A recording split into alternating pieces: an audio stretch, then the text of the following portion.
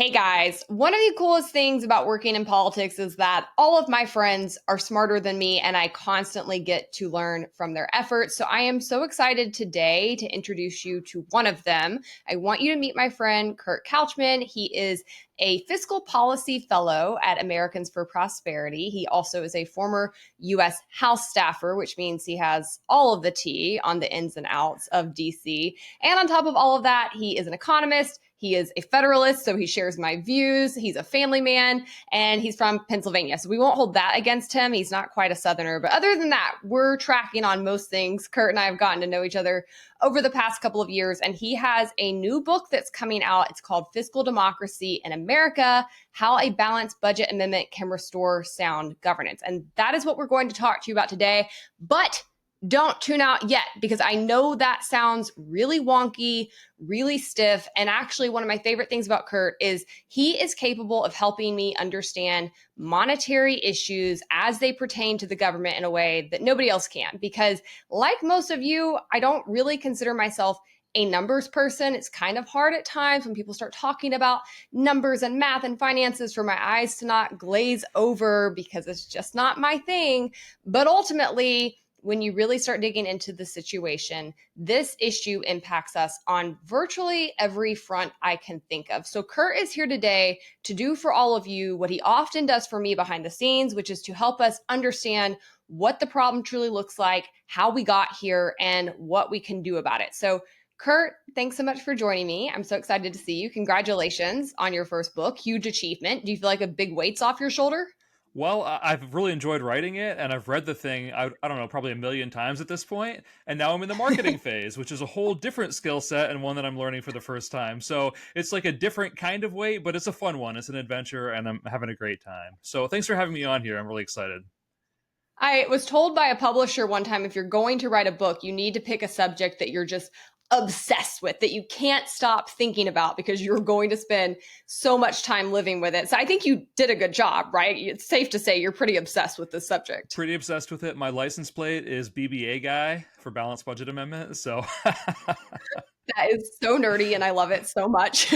Amazing. yep. Okay, let's start at the beginning, because this is one of those things that, if I'm going to be candid, when I was first getting involved in politics, this was like 2012, 2013. I didn't go to school to be in politics. I was a music major. I was still working in the music industry in Nashville, and I was starting to do some volunteer work, alongside other Republicans. I had been raised Republican. I knew that, we wanted to conserve the government. Obviously, you want the government to not be really big. You don't want the government to take a lot of your money. Like, that's pretty common sense.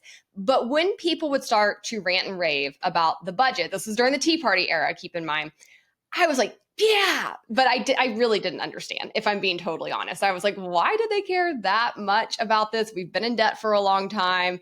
I don't really understand. So talk to me as if I'm still 20-year-old me. Why should we care? Sure. And side note, first of all, I was also a music major for my first 5 semesters of college. Had plans on being an opera singer, and plans changed. Anyway, Oh my gosh, multi-talented. yeah, well, but yeah. So the reason why the budget matters is because that is how a government decides what's worth doing and how much, and what's not worth doing. There are things that the federal government does right now that are actively harmful to the American people and to people around the world. And so we don't want the government to do things that are bad. We want them to be efficient with our dollars so that we're able to get as much good things as possible from the money that is taken from us by the government, threat of coercion, all that. And we just want them to be actively deciding about the best ways to add value for the American people. We've got a problem with the debt right now. The federal debt, as a share of the economy, is about 100%. It's basically parity, and that means that we're actually undermining our opportunity, our prosperity, our economic growth, because that debt is crowding out the economy by taking money from investing in productive activities and just paying interest on the debt. The inflation that we saw, that was a symptom of too much federal government debt pushing the money supply up. And of course, the difference between the money supply growth and the actual economic growth is the inflation that we've seen. Higher interest rates are part of that. There's a malaise in our country right now because we don't know how it's all going to work out. And then our politics is much nastier than it needs to be because we're in a world of scarcity where our politicians are frankly bewildered about how they're going to get things back on track. Yeah, I think that that seems to be more and more true for both parties. Like it seems like, at least back when I was first getting involved in politics, Republicans talked a lot about balancing the budget, getting a hold of the debt. And now it feels like I get bullied by Republicans as often as I do Democrats when I say we can't keep spending when we have to actually come in and maybe reform entitlements. There seems to be no political willpower. And I increasingly have become more and more stressed about this, right? Like most young people, I think, are getting stressed out in our schools about climate change. I'm over here stressing about the debt because the more I learn about other countries and the more I sort of look into, where this goes in the next decade, 2 decades, it does feel like an existential threat. Do you think that's hyperbolic, or would you say that I'm tracking there? I think that's absolutely right. My friend Romina Bacha at the Cato Institute recently put out a paper saying or talking about how if we just uh, close the Social Security financing gap on the backs of workers by increasing payroll taxes, we're talking about more than $100,000 in additional taxes that working people will have to pay to, keep the current structure in line. And that's just Social Security, which is a big program, but it's nowhere near the extent of the total financing gap, which is largely driven by inefficient, ineffective healthcare programs. Yeah, I mean, if we keep going the way we are, we could have a debt crisis. A debt crisis would happen when the Treasury goes to auction bonds, and we're turning over bonds in the trillions of dollars every single year because they're maturing, and then they have to issue new ones to replace them. If a bond auction doesn't go so well, meaning it's called the bid to cover ratio, but it basically means the demand is not as robust as normal, then that could lead bond buyers to demand higher interest rates, and then the whole thing could unravel. At which point, the federal government might need to radically reduce the deficits in a very short period of time. What does that look like? It means massive tax increases on everyone. It means major changes to programs. It also means probably pulling back our military forces from all around the world all of a sudden. Now, we have 220 something thousand U.S. Armed Forces persons stationed all around the world on a permanent basis. And there is a reasonable case for changing some of that. But if we do it all of a sudden instead of in a phased, gradual way, then there are some real security dilemmas that could ensue. And then, of course, uh, most fundamentally, we need to have a government by the people, for the people, and of the people. And we have seen historically sometimes when governments have gotten really over their skis and had hyperinflation, that leads to dictatorships, authoritarian regimes. This is something that happened in Germany in the 1930s. It happened in Argentina. And it's taken an awful long time for both of those countries to kind of heal from those traumatic episodes. So we want to avoid that here. We don't want all the economic insecurity and democracy chaos that could come.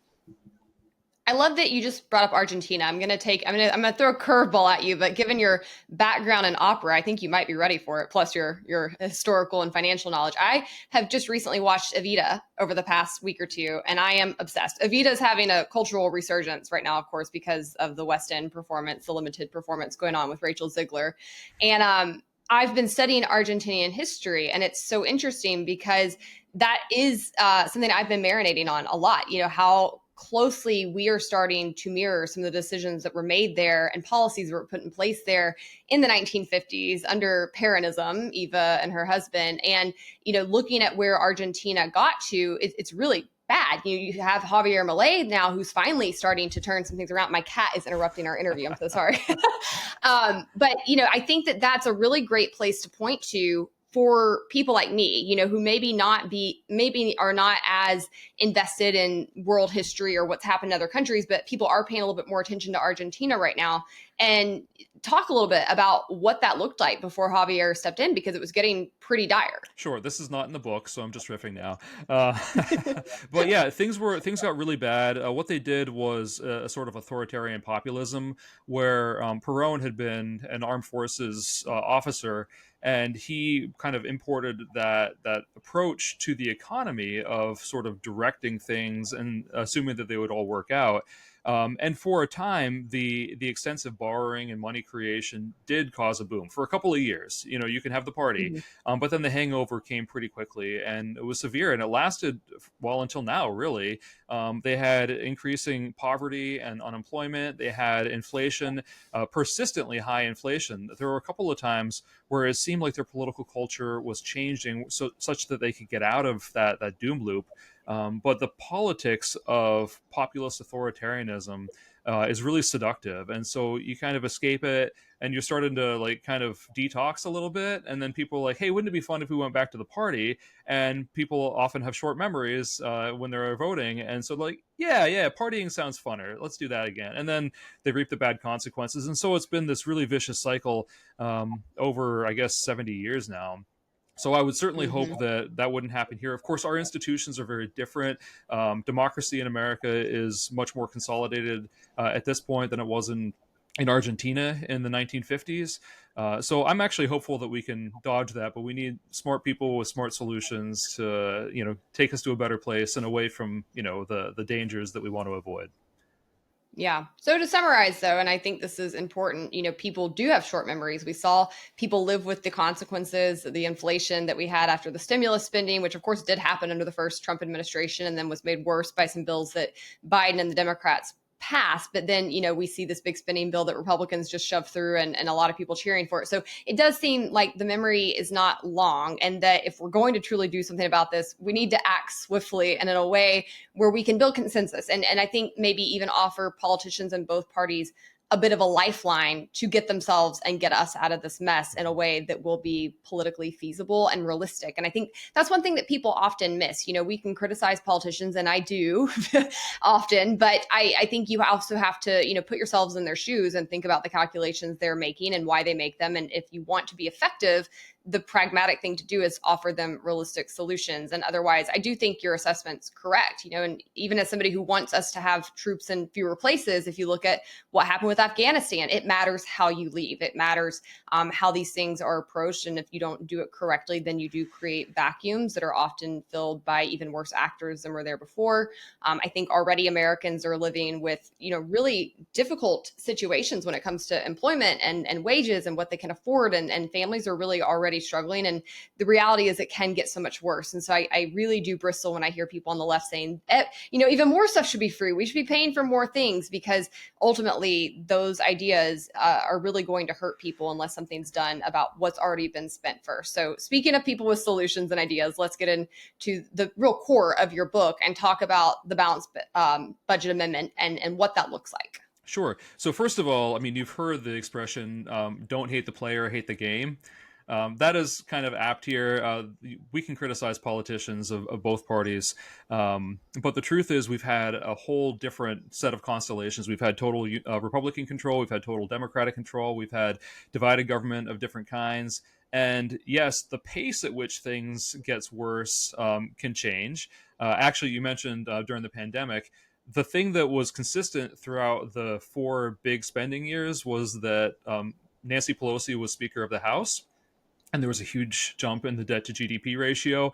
And that was also true during the financial crisis when Nancy Pelosi was Speaker of the House for 4 years. Hmm. I actually think the House Speaker matters a whole lot more, because the House is where revenue bills originate, where appropriations originate, and the president at the end of the day has the bully pulpit, but ends up signing most legislation, especially during a crisis. And so that's something the House Speaker is able to leverage over the president in a lot of ways. The balanced budget amendment. It's a simple idea. Don't spend more than you bring in. Now, that doesn't mean you have to do it every year. In fact, I recommend not doing that every year, because revenue jumps around like crazy.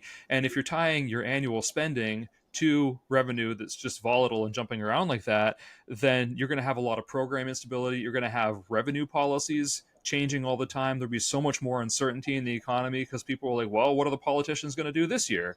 So you don't want to do that. The states that have rules that suggest they have annual balance actually have a ton of juggling tricks to move money back and forth across fiscal years. They have rainy day funds. They have budget stabilization funds, sometimes called BS funds, which sometimes makes people chuckle.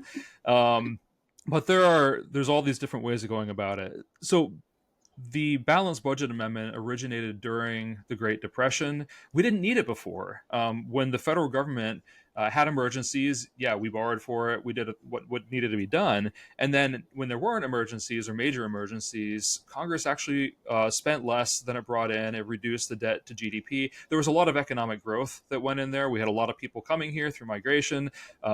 Productivity was just going through the roof for much of our history. And but with the Great Depression, we'd had the Great War at the time, First World War. We had the Great Depression going on. And there was a Maryland Democrat that said, hey, we need to rein this in, and offered a resolution, not binding, not strictly a balanced budget amendment. But then the following year, there was a Republican from Minnesota that offered the first balanced budget amendment proposal in 1936. So people have been working on this for a long time, but we haven't been able to get it over the top because there are some pretty major design problems with most of the proposals out there. The biggest one is annual balance. And so I, got all excited about this stuff toward the end of grad school during the Tea Party era. And I was actually in a conversation between David Malpass, who has since been president of the World Bank, and incredibly illustrious career in a number of different Republican administrations, and the late Bill Niskanen, who was a senior fellow at the Cato Institute, quit, I think it was the Nixon or Ford administration, in protest of automobile tariffs, because he was indeed a free trader. But they were just talking about balanced budget amendments, and then I started playing with spreadsheets. I am a numbers guy. I use spreadsheets to figure out what works, what doesn't, and all that, and to draw pretty pictures for my slide decks. And just sort of innovating on that and just iterating and trying different things, that ultimately became the foundation of a business cycle balanced budget amendment that Congressman Justin Amash ultimately introduced and championed for a long time. Jody Arrington in the House has that now. And then the conversations we had there led to a further proposal, and this is what the book is built around, called the principles-based balanced budget amendment. And that one I worked up, and we got introduced when I was working for Congressman Dave Bratt. And last Congress, Senator, now Governor Mike Braun from Indiana, and Texas Republican House member Nathaniel Moran had that proposal. Mr. Moran has since reintroduced it, but the idea is simple. It's just that spending and revenue should balance, but it doesn't have to be over more than 1 year. 2/3 for emergencies in both houses of Congress, and 10 years to reach balance, however you want to define that through implementing legislation. Let's maybe ground this a little bit and help me understand, if this were to pass, what would that look like dollars and cents wise? I mean, how much are we overshooting right now? How painful would it be for them to adhere to this? What is the actual political ask if this thing got across the finish line? Yeah, it actually depends a lot on the implementing legislation, because it's, like I said, a principles-based balanced budget amendment, which is pretty similar to what's already in the Constitution. I mean, you look at any provision and you can say, well, what the heck does that mean? And then Congress passes volumes and volumes of statute to define all the different pieces. What I recommend is going towards structural primary balance. So structural balance is balance over the medium term, so you're not having to chase your revenue like crazy. And then primary balance is only current program spending, so it doesn't include the interest costs, which are huge. They're $1 trillion a year now. And so it's only about half as much deficit reduction that you would need to achieve under primary balance, and then structural you balance over the medium term. So it is still a challenge. We're talking about, within the next 10 years, if that's when the ratification period would begin, there would have to be some pretty substantial savings. Now, we don't have a process that really empowers Congress to do that, but it is within the realm of possibility. I think the one thing that a lot of people get hung up on is they're like, well, this isn't self-enforcing. And it's like, no, No provision of the Constitution is self-enforcing. You need implementing legislation. Sometimes the courts get involved. I don't think they should in the budget space. It's inherently legislative, but you need to get the implementing legislation really nailed down in order to make it work. So the implementing legislation could be something like Rand Paul's penny plan or something of the sort. Of the sort, yeah. I actually think that Whip Tom Emmer from Minnesota's Responsible Budget Targets Act is the core of implementing legislation. I talk about that in chapter 9 of the book. It's really actually based on the Swiss debt breaks statutory side. The Swiss debt break is kind of the gold standard of international budget targets. It lets you balance the budget over the medium term, and it provides for like offsetting emergencies after the fact, depending on how big it is. And so I worked with Congressman Emmer and Senator Braun's office to develop this legislation, and we sort of took the Swiss debt break and said, now how do we make that work for the U.S.? And that's exactly what it is. And that should be getting reintroduced in the next, hopefully, couple of weeks by Mr. Emmer. And I think there's a couple of key changes that will really clarify some of the pieces there. And I'm really excited about it. I think that's a really critical part of making clear what we think should be done under a principles-based BBA. But of course, it's not the only option. You could do something like the debt penny plan, which is kind of my version of the penny plan, where you you have debt to GDP targets, but over the medium term, so that you don't have to do anything crazy like from year to year, but you're kind of shooting towards a relatively close but not too far away target, but it's achievable, and the medium term comes a lot faster than people realize. So there's lots of options, but I certainly have my preference. Yeah. Well, I'll have to check out Emmer's plan. I'm not as familiar with that. So that is interesting. Chapter 9. I guess my last question is, what's the political landscape here? I think a lot of these things can sound great, but they feel pie in the sky at times, just given where we're at. Like, what's the reality? Will Democrats vote for this? Is there the willpower to start moving this kind of legislation? Like, where are we actually at when we talk about these kinds of solutions? Yeah, everything in the book, all the solutions that I talk about are really meant to be pragmatic, principled but pragmatic, appeal to a broad swath of Congress, because they're all neutral best practices for governance. Now, it does take time for members of Congress to learn proposals, to understand them, to hear arguments, counter arguments, and work through all of that. One thing that's exciting is that as part of the end game negotiations for the One Big Beautiful Bill Act, the reconciliation bill that passed in July, there was a commitment by House leadership to have votes on BBAs. Now, exactly what that looks like, TBD. But I think it's a huge opportunity to start rebuilding the consensus that some sort of a fiscal rule makes a lot of sense.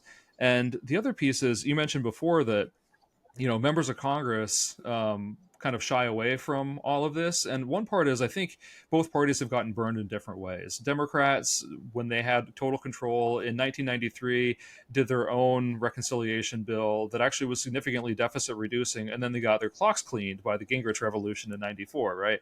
And then Paul Ryan had big ambitious plans to bring the debt under control, and a lot of Republicans feel like they got beat up pretty bad about that. So at my previous job, I used to work at the Committee for Responsible Federal Budget, and Maya McGinnis is the president there, and she went in to brief the Problem Solvers Caucus at one point, and this is relayed in the book, so I'm not sharing secrets that I haven't already. And she gave her whole spiel about the need to reduce spending and raise taxes. CRFB centrist, so they're good with both sides of the scissors. And one of the co-chairs said, "Maya, we know what we need to do. We just don't know how to do it and survive." And so that's a big part of this. Like the balanced budget amendment itself is a really important part of the political cover that will help members do the tough but necessary things. But then there's all the statutory stuff. And we haven't talked about this yet. But one of the most important pieces is that Congress should be doing a comprehensive budget every year. The appropriations are just, they're 12 bills, but they're only a quarter of spending. None of the revenue, none of the old age entitlement programs that could use a tune-up after 90 years. And so like that's a really critical part of this. There's great legislation that's been introduced by Blake Moore, a Republican from Utah, Mhm. bipartisan last Congress. And if you had all the different dials you can turn, then you could be striking mini deals every year and chipping away at this problem. So maybe in the next couple of years, we'll see some of these pieces start to fall into place. I think actually the 2027 debt limit deal could be a real opportunity for the BBA and some of the direct implementing legislation, but it's probably helpful if members of Congress have confidence that they'll actually be able to do that work to get to balance and stay in balance through a budget process that works, that makes sense, that includes them, that lets them put their ideas in front of their colleagues. And that's what this is all about, having an effective Congress where they can sort of hash out the solutions. They're the commission that we've hired to do this work. And so, like, let's make Congress great again.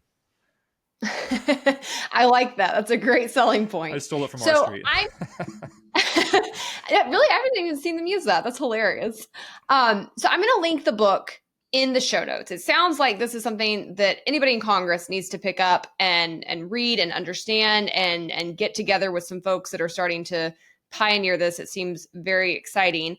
And then it also sounds like something that, people in the grassroots need to pick up, because I think the thing that really always grabs me is I do think a lot of people in Congress want to do the right thing. I really do. I think they go there oftentimes with rose-colored glasses and really, coming in thinking they're going to be the change agent, and then they just get absolutely smacked down once they get there by leadership, by the opposition, and even by the grassroots. And I think that being in the public eye, one thing that has become more and more apparent to me is that, having those people in your corner who do quietly encourage you to do the right thing, who notice when you're doing things well, who back you up, it goes a long way. And you are actually in DC, you lobby, you're up on the Capitol, you meet with these people. So I'm sure you've seen it firsthand. But I mean, I think just speak to that. Do you think if they were to hear from more people about these issues, that would really help to embolden them in taking some of these larger actions? Oh, absolutely. And Americans for Prosperity, where I work, has the most robust grassroots infrastructure in the country. We have a grassroots army, also the policy, the government affairs, the communications. And this is a big priority for us because we see the writing on the wall. We see that this can't keep going as it is.